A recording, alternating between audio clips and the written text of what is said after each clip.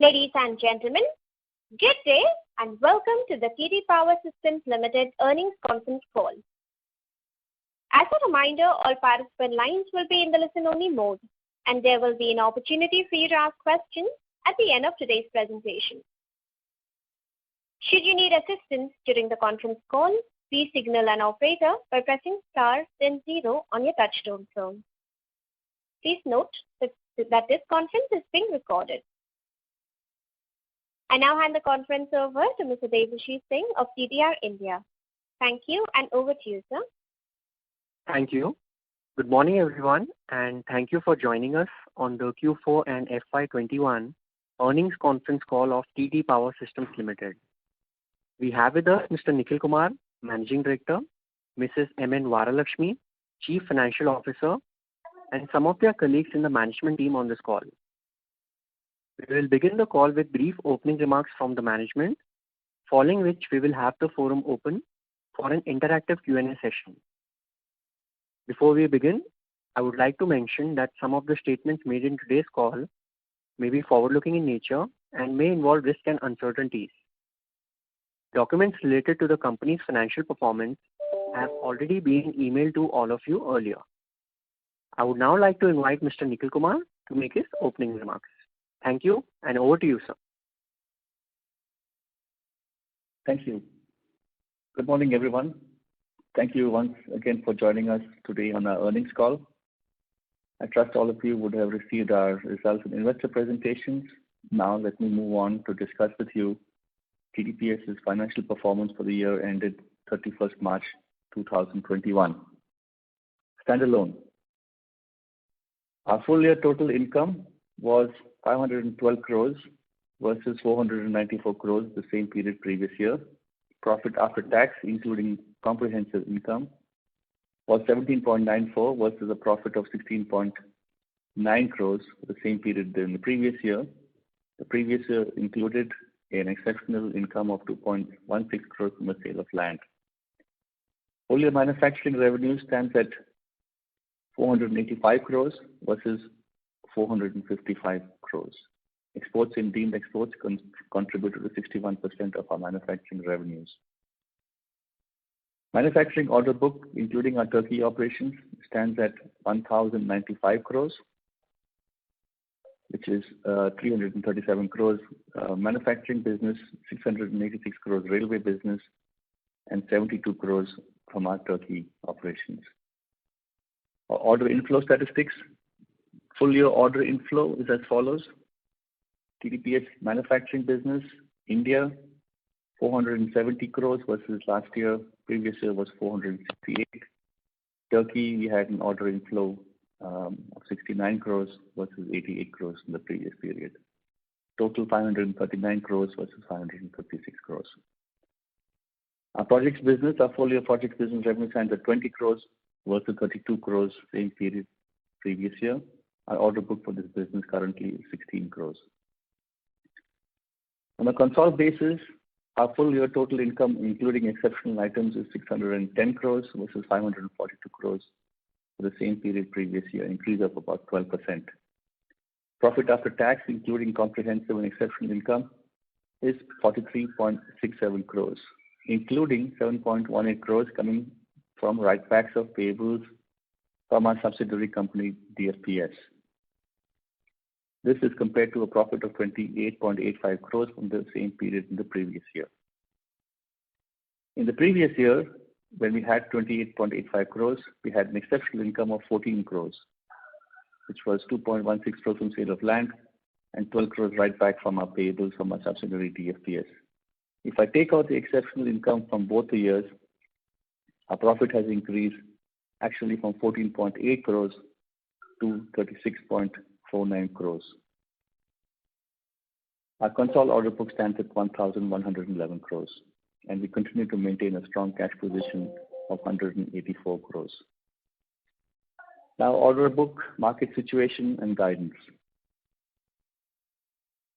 We have a very strong order book for the current year, with including the railway business with Alstom. We have confirmed orders at the moment, as of date, of about 475 crores. We have earlier given a guidance of 550 crores, which is easily possible for us to achieve the strong current demand for our products all over the world. On the export side, we have more than forecast orders in steam turbine and gas engine. We have also been officially approved with the new engine customer that we have been working with for the past 1.5 years. They have made a worldwide announcement about this, and this means that orders will start flowing in. This is a major development for TDPS. On the domestic side, we saw a strong demand from steam turbine manufacturers until end of March, but recently effects from COVID have started to be felt.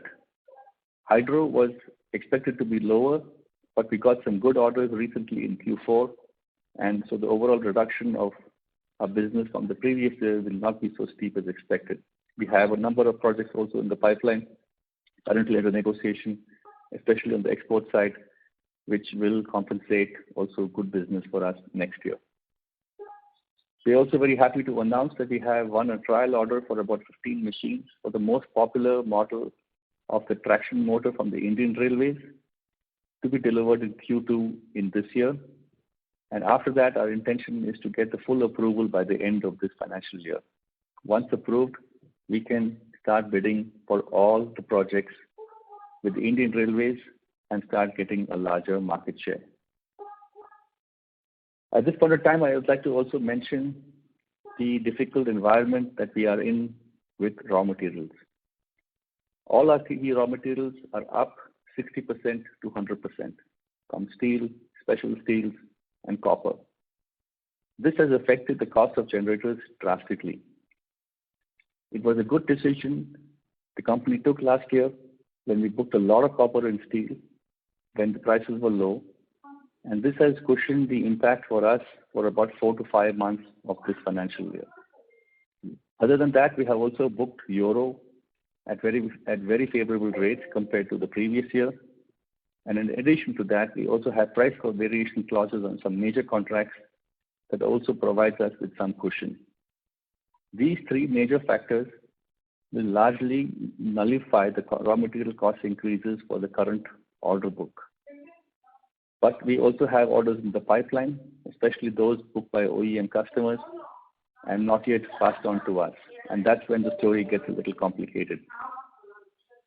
We are in intense discussions with our customers on the best way forward, especially with customers that we have a high market share and long-term relationships. There could be an effect on margins to a small extent in Q3 and Q4. If these cost increases persist, ultimately the end customer has to pay for it. But I am of the opinion that inflationary pressures are building up and corrections should happen in the next few months. Of course, I could be wrong also. But our approach is clear. We want to protect the long-term relationships with our customers, but also ensure that we don't lose a great deal of money in the short term. Our approach is also to do what is right to do in the short term and also what is right to do in the medium term and long term to protect our business. Coming to Turkey, we have confirmed business of 8 to 8.5 million euros this financial year, which is around 30% less compared to last year. This I have already indicated in my previous call. The market in Turkey is pretty slow at the moment since new incentives and policies have still not been officially announced. But we know that once the incentives are announced, the market will bounce back once again. Let me just now move to guidance. For this year, TDPS India manufacturing business, as mentioned earlier, we already have sitting on 475. So 550 earlier guidance is easy for us to do. So we are at this point of time saying 550 crore plus something. We see Q1 to be 125 crore, a little bit lower than what we have earlier forecast.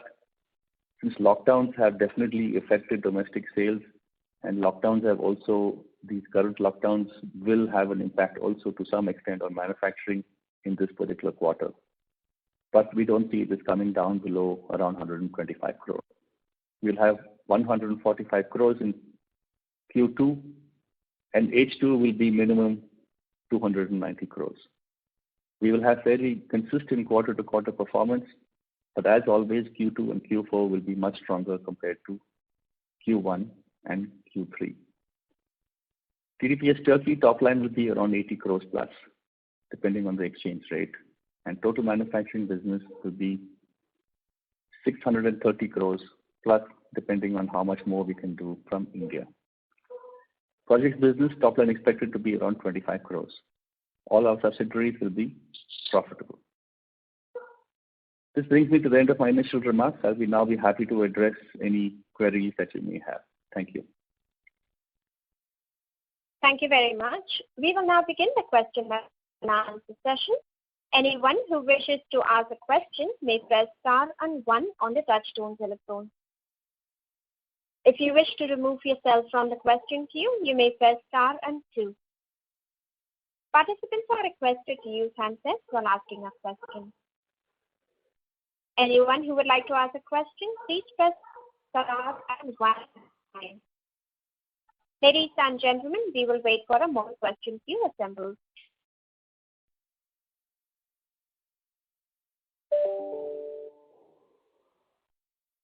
The first question is from the line of Himanshu Upadhyay from PGIM India Mutual Fund. Please go ahead.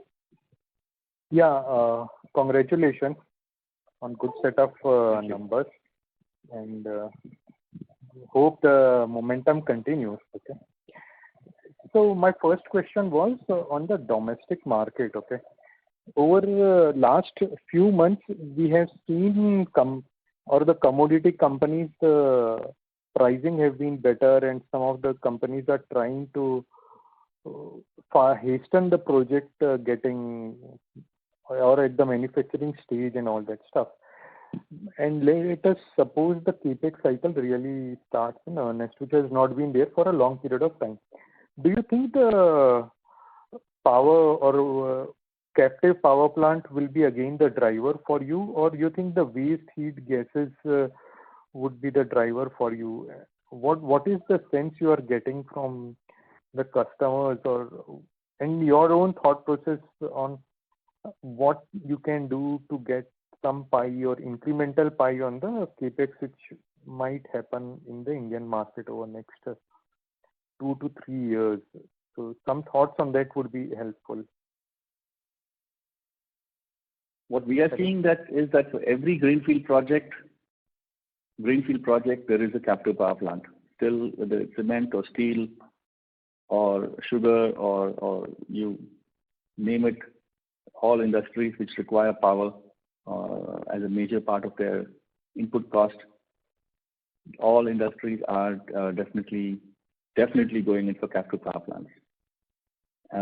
In addition to that, there is waste heat recovery, which is getting to be a bigger and bigger market.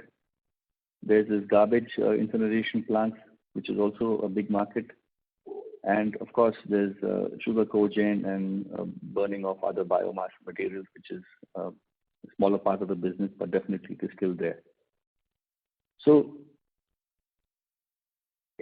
the captive power plant business story for India has still not gone away and it will continue to be here.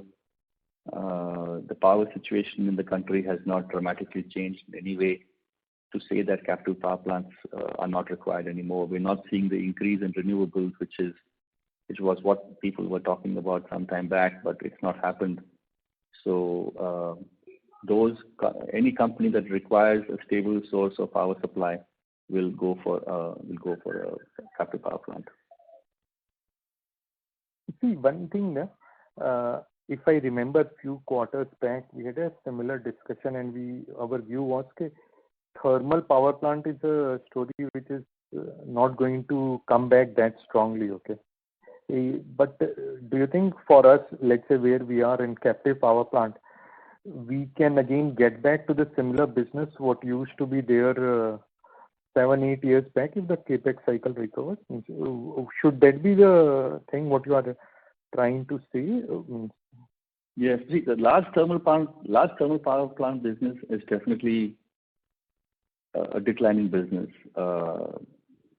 Okay. There's no doubt that business has been dramatically affected.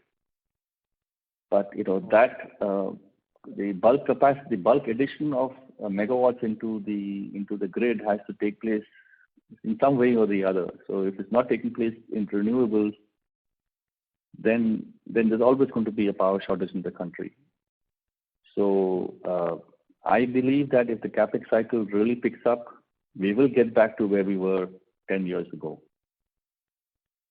And globally also, that is the way, means captive power plants remain. Means you would be looking at globally. We are seeing that captive power plants. I mean, we're getting a lot of steam turbine business in export market, like what I mentioned a little bit earlier. But we are seeing that steel plants in Europe, whether steel, paper, cement, everybody has a captive power plant. Okay.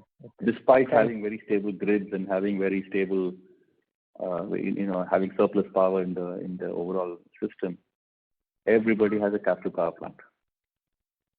And are you seeing increased inquiry in the current market? Means, are you seeing the capex revival or some hope, or you think we were, it's just, unfortunately, this is a story which is repeating itself for the second time.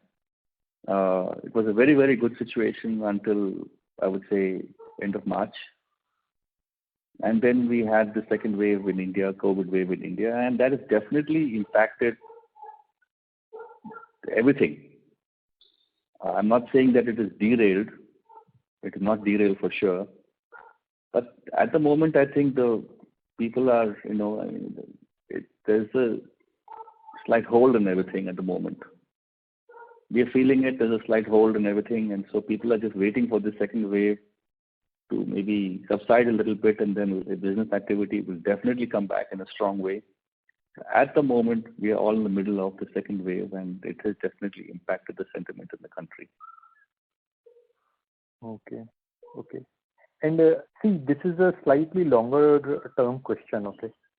So in most capital goods, when we see the companies, the innovation, whatever we say, innovation kind of keeps on happening, or the technology keeps on changing. So people need to keep on innovating on different products and we had a tough problem where we were concentrated only on very few products when we went into the crisis last time, okay? But let's say 4 or 5 years down the line, okay, what would be the areas where more you would like to explore near our products, okay? And how do you think the company will evolve from here on in 5 years? Let's say more on the product side and your thought process on the products, because what we have seen is too focused on single product. Most of the capital goods companies have at some point of time had issues, or let's say what we are seeing even in case of GAIL and everyone, okay? A few companies have tried to diversify into different products or geographies and all that. So I think this is a larger issue, it's a larger issue, probably not of an earnings call subject. I definitely appreciate the question. All I can say is that we have a number of new products in the pipeline, and we have built up a lot of products in the past 7 to 8 years, expanding our geographies, expanding our product range, expanding different verticals that we are addressing in the market, and we have a number of new products also in the pipeline. But to talk about the specifics and everything, that is, I think, beyond the scope of the earnings call. So we can have a separate discussion, one-to-one, whenever you want. Okay, I have one small suggestion. In the presentation or at any, if you have the data, you can just share. See, if I want to understand, let's say, in the revenue contribution, the products introduced in last 5 years, what would be the revenue contribution from those products, and even geography? So just to understand how has been our evolutionary strategy. So let's say FY17 X% from the products which were in last 5 years, and FY21, how much was the revenue from products introduced in last 5 years? Similarly, geography, so that just we know how fast we are evolving, and because a lot of work has already gone, every quarter we see new segments entered. So just to get some better idea and on this and how the numbers are evolving on the revenue from those contributing areas, it would be helpful. Understand. Yes, thank you from my side. Yeah. Thank you. The next question is from the line of Rohit Balakrishnan from iThought PMS. Please go ahead. Yeah. Hi, Nikhil. Am I audible? Hi, Rohit. Yes, very much so. Hi. Okay. So, Nikhil, congrats on very good year for TDPS. And also congrats on Caterpillar being an official customer. So just wanted to understand your guidance, what you've taken. So, so in terms of this customer getting giving us orders, how do you see this customer evolve for us in FY22 and beyond? If you can just talk a bit about that. Yeah, so the announcement has been made. So orders will start flowing in. We will give a firm forecast about this business in the next quarter, Rohit. We are under discussions with them about this very subject. Okay. And Nikhil, you also talked about winning some trial orders, about 15 machines from Indian Railways. So these are over and above, these are directly with Indian Railways, if my understanding is correct, Yes. right? Yes. So these will be over and above with what we have with Alstom. Yes, these are direct. This is the most fast-moving, most commonly used traction motor by the Indian Railways for their electric locomotives. They buy, as I said, this would be something like a 500-600 crore business, this product itself, per year. And so we want to get approved. We have the first order, we have to deliver it in Q2, then there's a 6-month trial on the locomotive. The Indian Railways will, they will conduct a trial. After 6 months of successful running, then we will be officially approved. And then once we are officially approved as a regular vendor, then we start getting a bigger chunk of the overall business automatically. Got it. So this business will probably start flowing in from next year if everything goes well. Yeah. Yes. Understood. And Nikhil, also wanted to understand in terms of hydro market in Europe. So we've seen some countries sort of beginning to open up. So and you said that hydro market is largely a physical market because you need to go there and stuff. So just wanted to understand how do you see that not for this year but for next year? How do you see that for FY23? Because the order book will start getting built now. There are some orders in the European market which we are running after. Let's see whether we're successful or not. We hope we are. But major markets for hydro still continue to be in Southeast Asia and Nepal. So those are still the major markets, and major demand is coming from this part of the world only. So to some extent, the hydro market is definitely at a lower level compared to pre-COVID, mainly because this kind of business requires travel, requires face-to-face meetings, and especially since travel is really hard right now for Indians in general. It is hard for us to go and meet these customers. Right. And in the last couple of calls, you talked about some sort of capex, some opportunities which you still wanted to sort of wait and see and then talk about. The other question is on capital allocation because we have a fair amount of cash. So, between capex and repaying shareholders, what is the thought process at this point of time? Yeah, so we are definitely going to grow our business, and we are going to we are waiting for some things to come into place, and once those, we expect to use our money to invest in our own business and to make capital investments and to grow our business. So at the moment, we are keeping our money, waiting for those opportunities to fructify. Sure. And in terms of any other big opportunities like what we have done with this new customer, something similar Anything that you would want to share?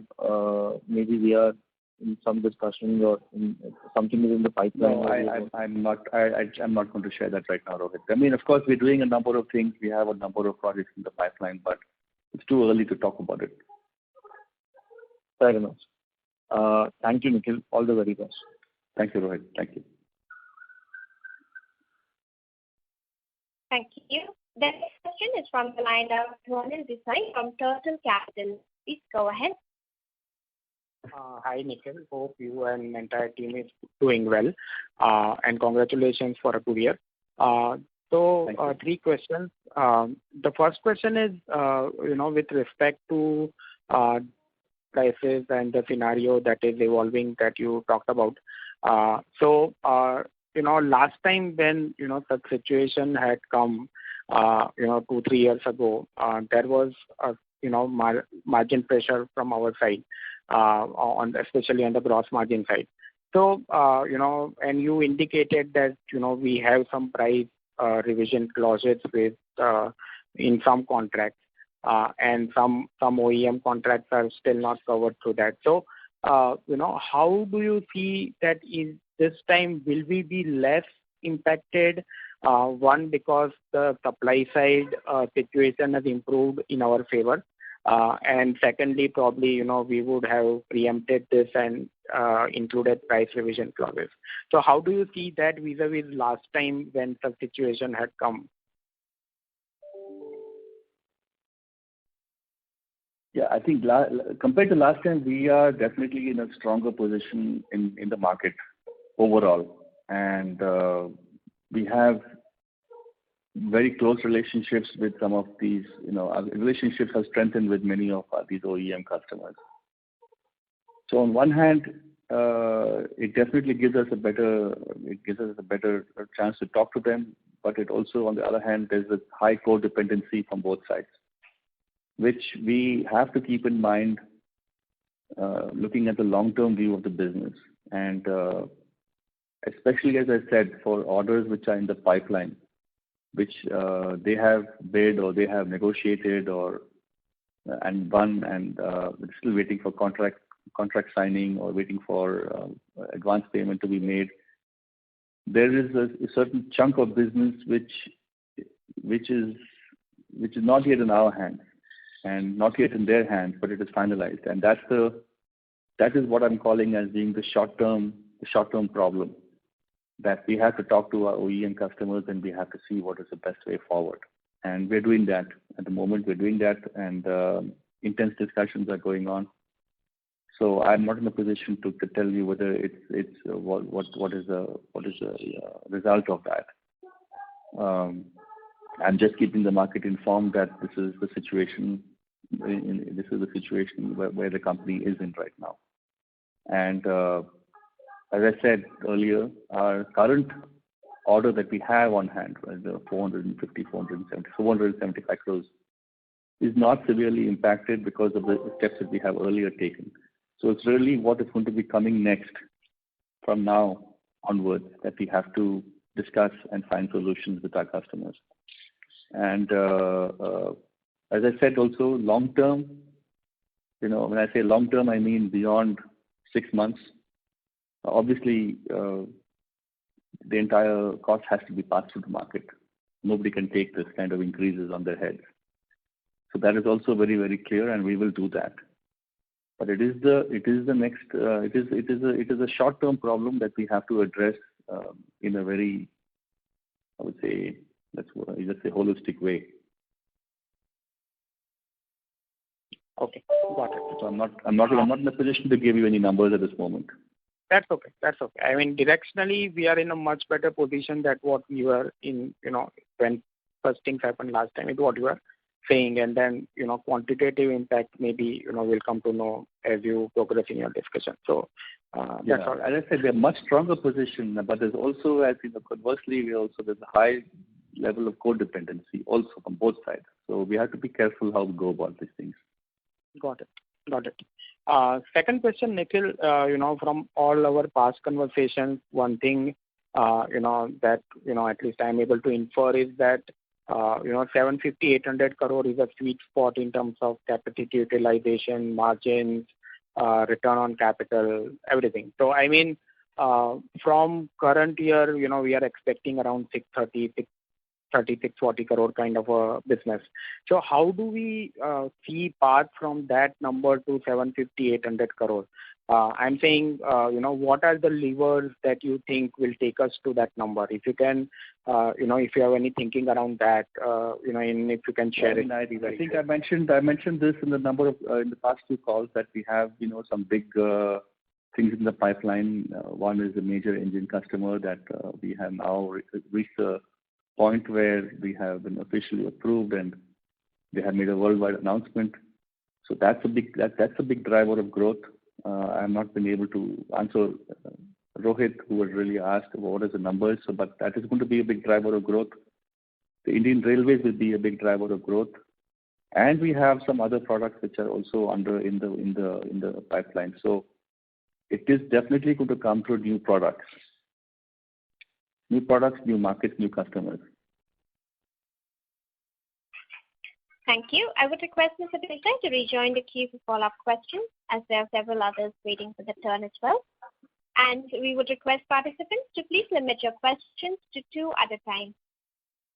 The next question is from the line of VP Rajesh from Banyan Capital. Please go ahead.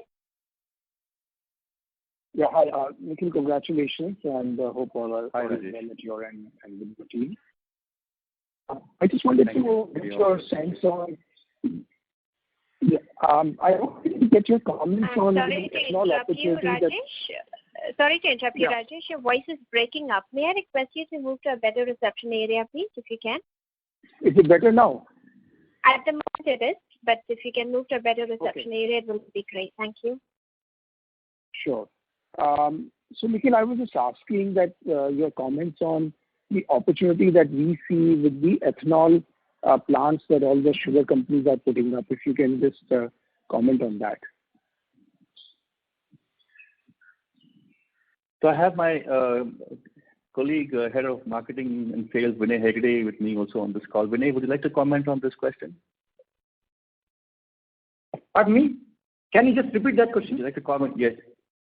Yes. The question was, how is the ethanol policy of India, how is it resulting in the business of new ethanol plants, and what is the impact on the generator and turbine business in India? Yeah, it is definitely giving us quite a good number of business, because all sugar plants are going for new distilleries.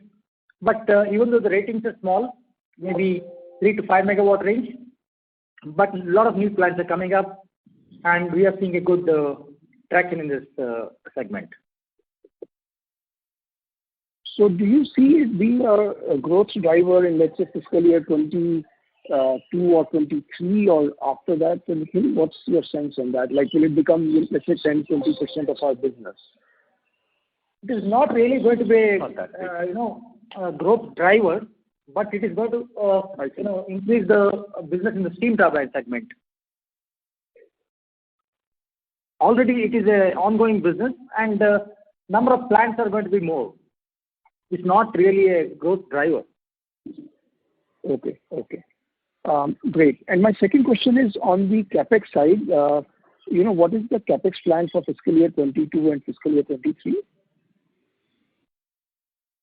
So other than the new projects which we may, if successful, which we may have to invest, which we are not disclosed to the market as yet. Other than that, we have 12 to 15 crore capex plan. I see. But that 12 to 15 is more maintenance type in nature, correct? It is maintenance, and as I said, we are constantly investing in automation. So every year we're putting in money into automation, and part of it, about half of it, will go into automation. Okay, got it. All right. Thank you. All the best. Thank you. Thank you. The next question is from the line of Amit, an individual investor. Please go ahead. Thank you. Nikhil, I wanted to understand what are your thoughts on the dividend distribution policy, Because even when you say that you are looking to use the existing cash for the business, we are still generating about even right now 10 to 15 rupees of EPS per year and expect it to go up. So why are we so stingy in terms of distributing dividend? I think we've been increasing dividend, Amit, year on year. It's been a steady increase, and we're just being a little conservative at this point of time with our capital, because yes, we do have some plans which are yet to fructify, but if they do, we will make some big investments, and that is the main reason why we have just put a hold on increasing dividends in a big way or going in for share buybacks at the moment. So this the cash we want to deploy into our business, which will give us the best returns. Okay, but we've been sitting on an average 150 crores for the last 3-4 years, and we haven't done anything with it. That really depresses our return ratios and just looks like the organization is not doing particularly well. So even if we were to give some of the money away, and then later on, if we need money for growth, we can always raise capital. So that's not something that you're open to. Yeah, giving it away is I mean, I don't understand that. So we have not considered this option. Let me put it that way. Okay. Thank you. Thank you. The next question is from the line of Ankit Gupta from Bamboo Capital. Please go ahead. Yeah, thanks for the opportunity and congratulations for a great year, Nikhil. Nikhil, on the capital allocation part, earlier in our conversations with you over the past many years, our current existing capacity, we can stretch up to 750-800 crore of revenue with existing facility, and we do have some spare land available at our existing plants as well. So, for the first time, we are hearing about your plans for, capital investment and using the cash on hand for deploying in future expansions or, some other way, maybe acquisition or something. So, if you can, I know you won't be sharing the plans, the detailed plans about, what is the way you'll be using this cash, but, what has prompted you to change this policy? Because earlier we have used cash for buybacks, dividends and all. So what has changed now, and if you can throw some light on this? So I think it's a really good question, and I think the answer is that we have really put together a plan for the next 3 to 5 years.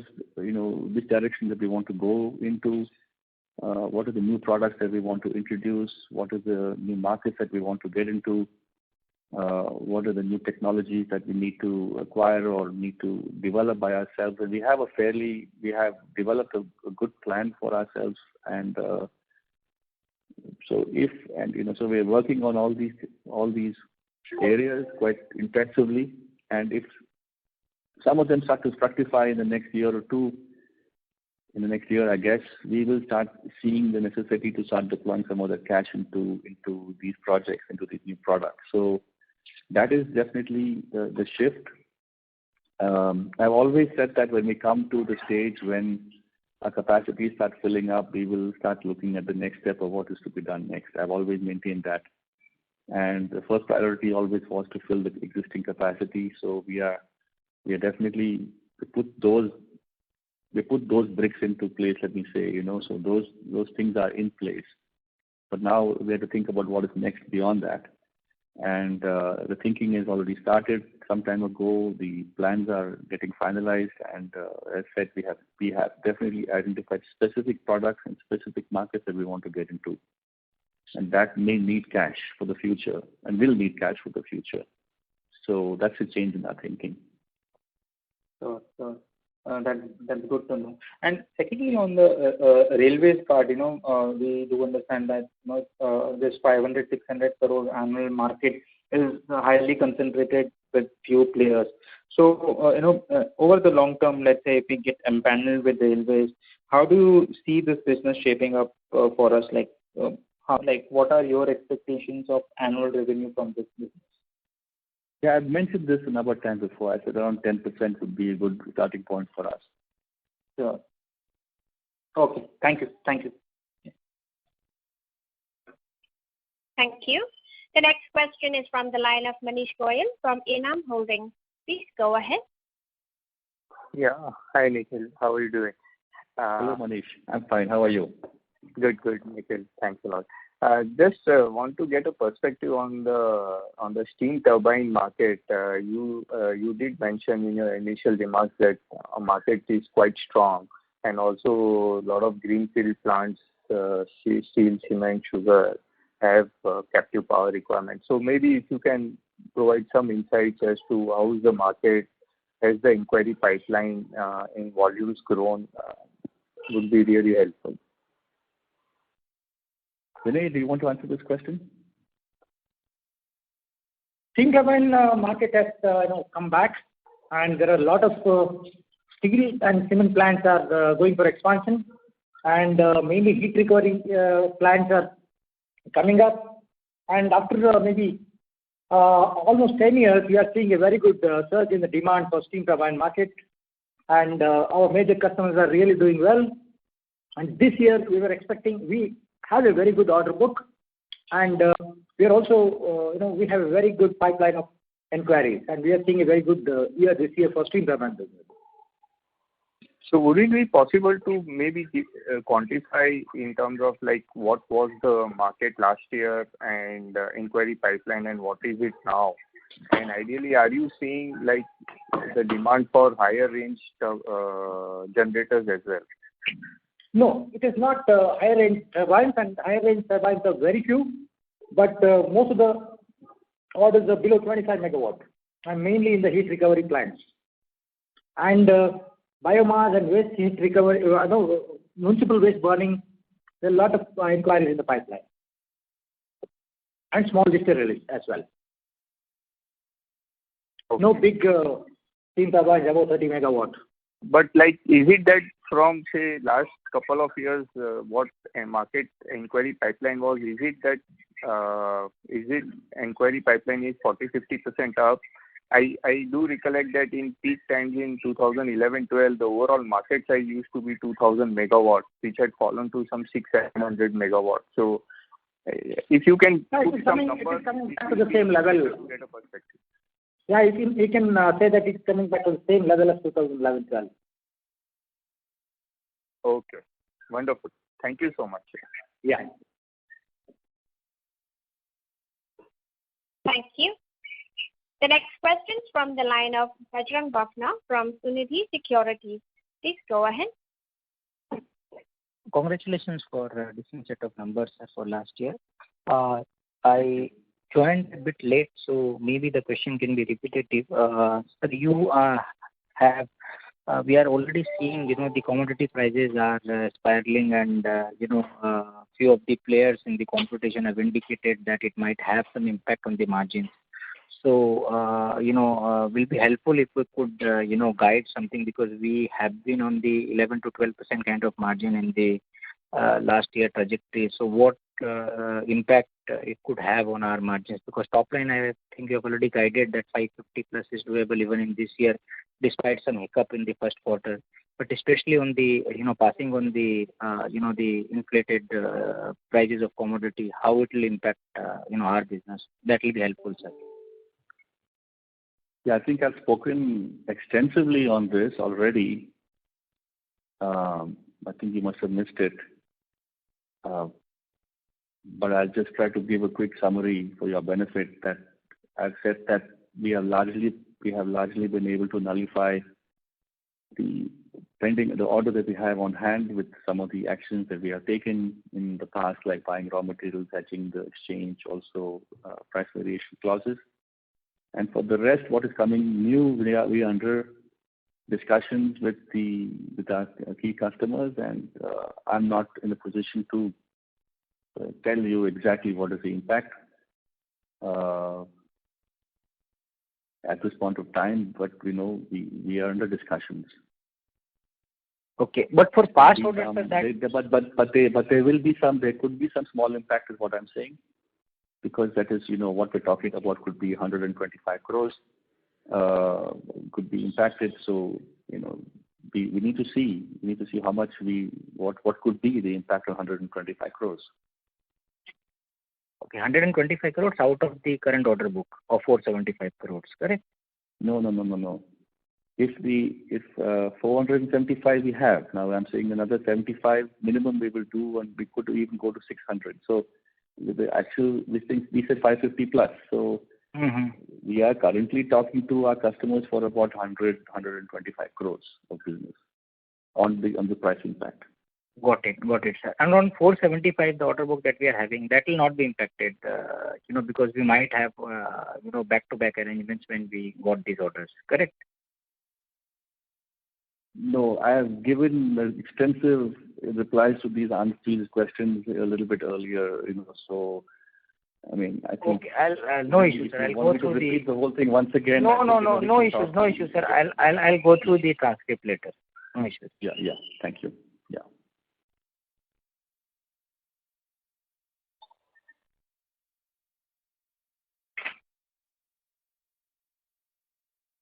Any other question, Mr. Bhavna? No. Thanks a lot, ma'am. Thank you. The next question is from the line of Nitin S. Dharmawat from Aurum Capital. Please go ahead. Yeah, thank you for the opportunity.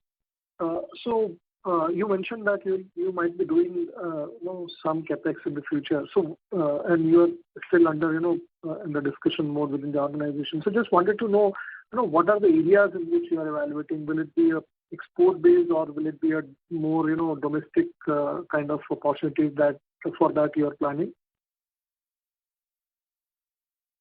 It will be both. It will be export as well as, but it's, I would say it's skewed towards the domestic side, definitely.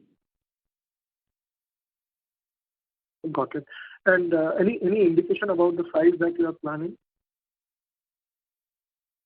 in terms of amount? I'm not in a position to answer these questions at this moment, because. Got it. No problem. We need to have more. We need to have some real. I would say we need to have some real meat on the bone before we can talk about it. Got it. I understand. Thank you so much.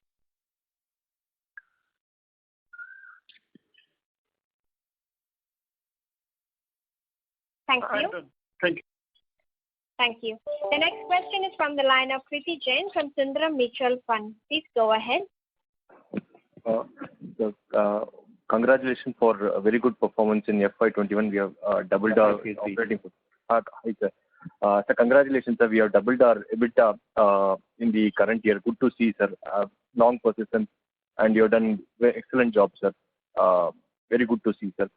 So my first question is, sir, with the Caterpillar, with the railway business and some of the new business which you are trying to do, directionally, will we be trying to do a business of 1,000 crores in FY24, sir? That would be the broad thing in our mind, sir, back of the mind. That's 24 is 2-3 years from now. Yes, sir. Kirti,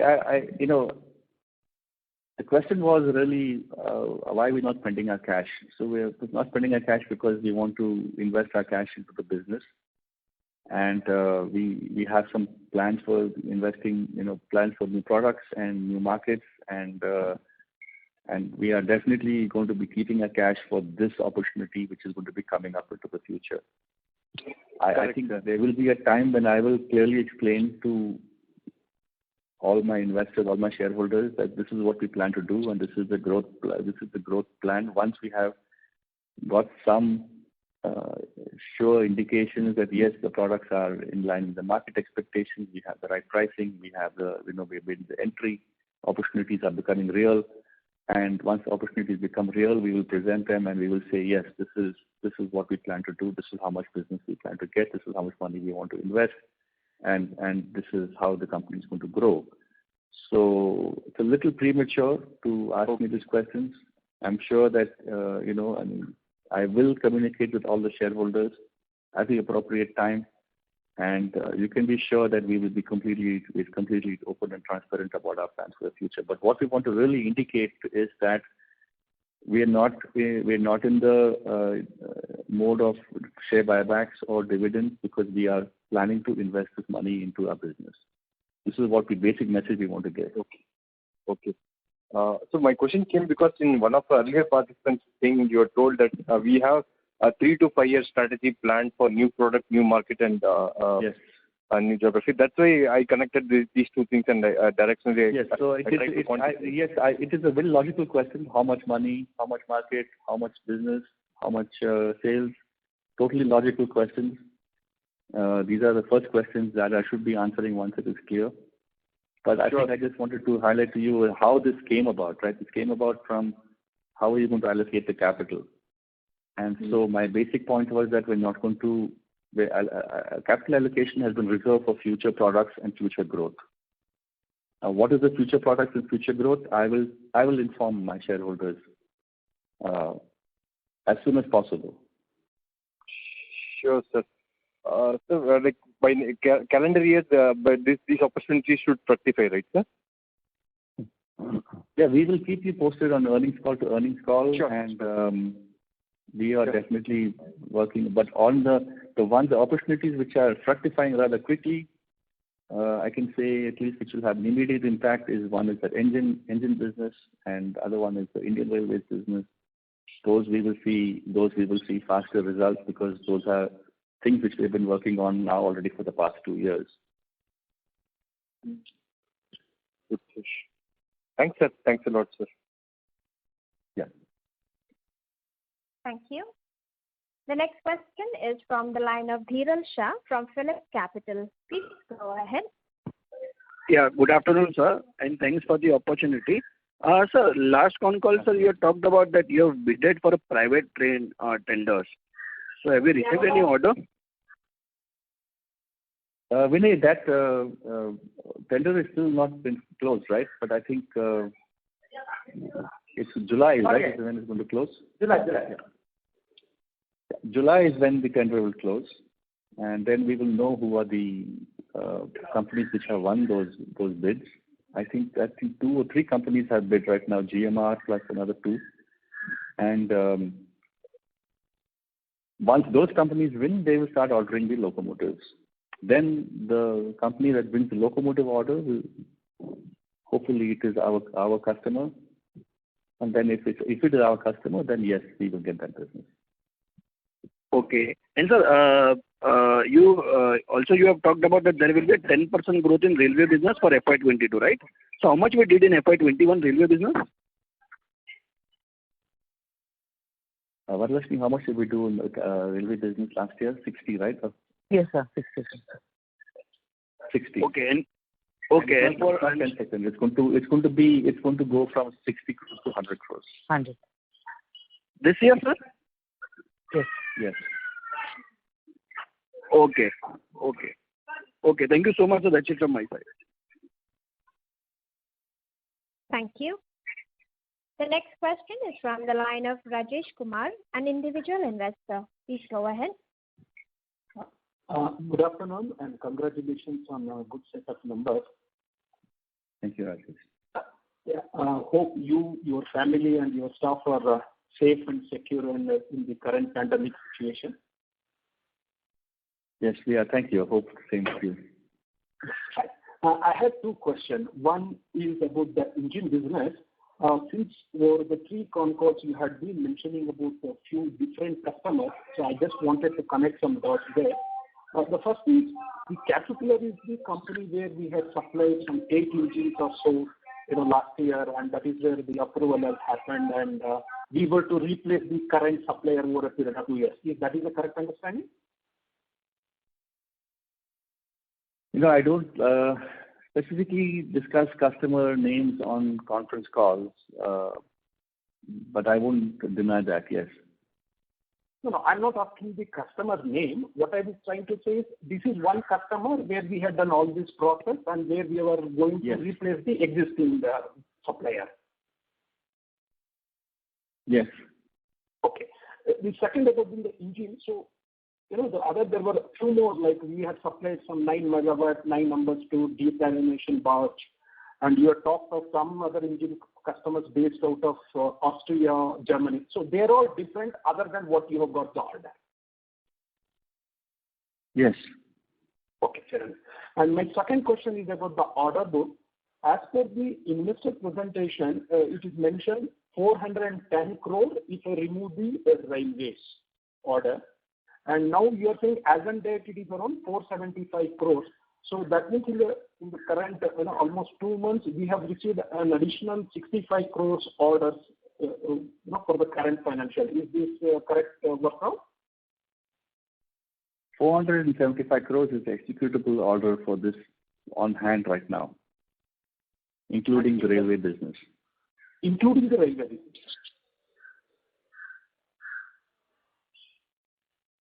But in the investor presentation, we have 410 crore plus railway order which has been given. Yeah, so it's a combination of some part of the generator business, some part of the railway business, some part of the Turkey business. I'm sorry, Turkey business is not in this 475. It's some part of the generator business and some part of the railway business. Put together, what we're telling you is that there are some things that go on hold, some things that go on cancellation, or etc. Not cancellation, but really on hold. So the number that we have on hand for execution as of date today is 475 crores for this financial year. Okay. Thank you very much and all the best. Thank you. Thank you. The next question is from the line of Ravindranath Naik from Sunidhi Securities. Please go ahead. Hello. Am I audible, sir? Yes, sir. Hello. You are audible, Mr. Yes, Naik. sir, you're audible. There's a background disturbance. I would request you to mute yourself while the management is answering your question. You may proceed with your question, please. Okay. Thank you for the opportunity and congratulations for a good set of numbers. Sir, I have actually, you mentioned that 50 crores of revenue that you booked for railways. It is for your part or including the Alstom's part? So this 15 machines that I've mentioned is directly with the Indian Railways. Okay. So Alstom would be another 90 or 100 crores? The Alstom business is separate, that is 100 crores. This is only 15. This is not a big value. Yeah. Okay. So including Alstom, we got the revenue of 100 to 160 crores this year in FY 2021. Right, sir? No, in Alstom FY business is 21 100 crores this year. Yeah, 60 crores in 60, yeah. FY 21 and in FY 22 it will be 100 crores. Alstom business. Okay. Sir, is it possible to give a bifurcation of the order book in terms of turbine, engine, locomotive, and civil application front for the revenue and also order book? If it is possible, to bifurcate, if at all? No, it is possible, but we don't want to do that. Okay. But sir, one thing, whether across all the segments, the margins is quite similar or it is different from different segments, like turbine is separate, different margin, engine is different margin, considering the scope of the work. So whether it is similar or it is different? It is different from product to product, for sure. But overall, It is not that much different. Okay, got it. Sir, this quarter we have a write back of 36 lakhs due to some FCNR interest provision. So, what is the recurring cost of interest cost in this quarter? Paralakshmi, can you answer that question? Can you come back on your question, sir, please? 36 lakhs is the write back of the interest. So, what is the interest cost recurring for this quarter? No, actually what happened is that we have an FCNR loan and we have to reinstate it at the end of each quarter.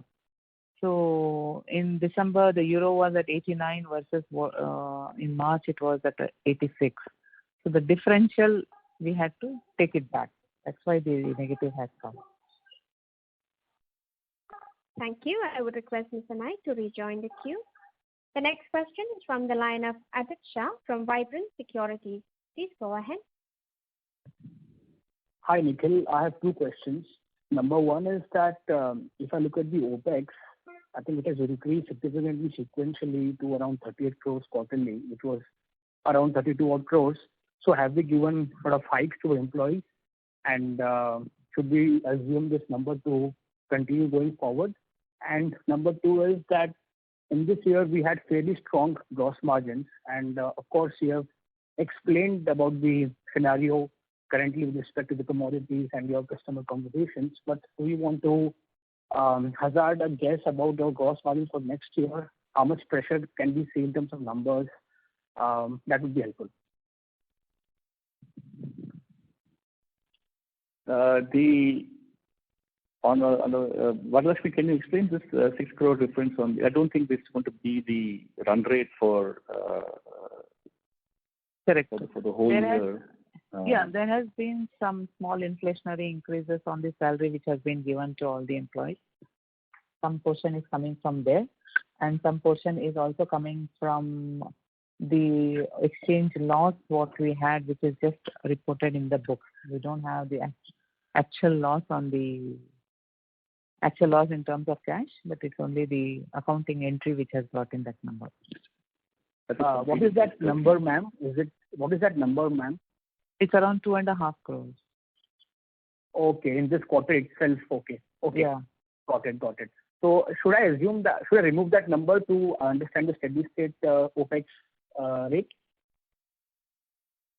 So you're not audible clearly, sir. Hello, is it better now? No. Hello. Yes, sir. Please go ahead. So should I remove the 2.5 crores to understand the steady state OPEX? Is that correct? Yes, Got it. Yes. So around 35 crores should be the steady state number on a quarterly basis. And second question is, Nikhil, we have been working very hard to structurally improve the gross margin profile of the business. Historically, the numbers tell that we were doing as low as 26%. Today we are doing, I think, this year close to 33 odd %. So just two questions. Number one, in the near term, we know that there is a pressure, and the gross margins could be under pressure for the current year. But over the long term, do you want to comment about the initiatives which you are taking, and is it possible for the gross margins of the company to structurally improve to say 35% odd levels on a sustainable basis? Yeah, it is really unfortunate that we have a setback this year because of raw material prices, because we were on that trajectory to move to 35% gross margin. That was really the plan based on price increases and price variation clauses and all those actions that we have taken to increase the gross margin now are going to offset the raw material price increases. This is really unfortunate from the company's point of view. Of course, it is what it is. At least we've had those cushions built in, and we are using those cushions that we've had. Now, the big question is, what is going to be the gross contribution for this financial year? And I will be able to answer that question only after I finish these various negotiations and we also see some level of stability or certainty coming on the raw material prices for the rest of the year. So I think I've given enough of hints as to what is impacted, what is not impacted, and we will do our best to control it and keep it within, that we don't have a severe impact on the margins of the organization. Of course, that is our goal, and that's what we're going to achieve. Got it.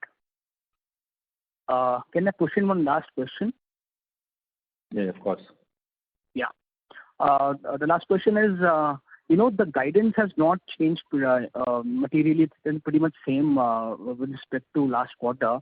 While we have done some breakthrough developments with a couple of customers, as you have announced, in the current con call. So does it mean that a lot of the business will not come, any of the business will not come in this year and will come in the next year? Or have we lost out on some of the other business?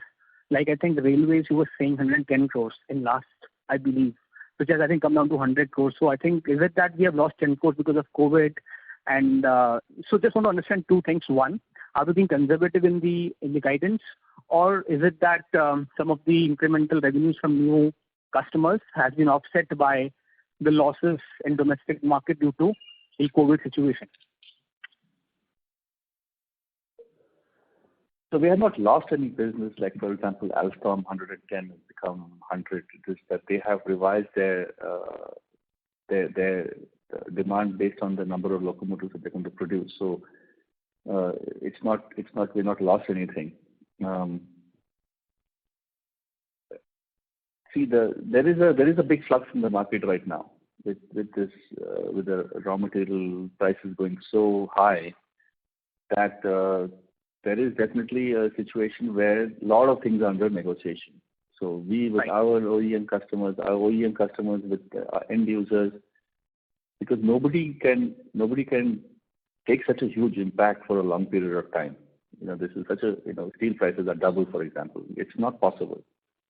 Right. So we have not been overly optimistic in giving a very rosy picture on the top line, because we just want to see how this thing pans out. There's a lot of, as Vinay has also said, there's a lot of business in the pipeline, and I've also seen a lot of business in the pipeline. It's really a tragic situation that we have so much business in the pipeline that and unfortunately we are in this situation where we have this crazy increases of raw material prices. It would have okay, but let's not talk about hypothetically what it is what it is right now. So we have to navigate our way through this, and we are on the way to do it. As I said, our philosophy would be to keep our customer relationships, to keep the business intact, because this storm will pass. This raw material price increases today it's like this, and tomorrow, if you have 1 month or 2 months more of inflation, and then you have, let's say, for example, Federal Reserve starts talking about increasing interest rates, this whole bubble will pop. And then we don't want to be sitting on the other side of the fence with our customers when the bubble pops, the raw material prices come back to some level of normalcy, and then we are saying that we don't have any orders. So we have to carefully navigate our way through this situation, and that's why we are not being overly optimistic about the projections. It is a extremely unusual situation that we are all of us are in right now. So there's a certain level of caution that we're building in our commentary with you. Sure. Thank you. All the best. Thank you. Ladies and gentlemen, that was that question for today.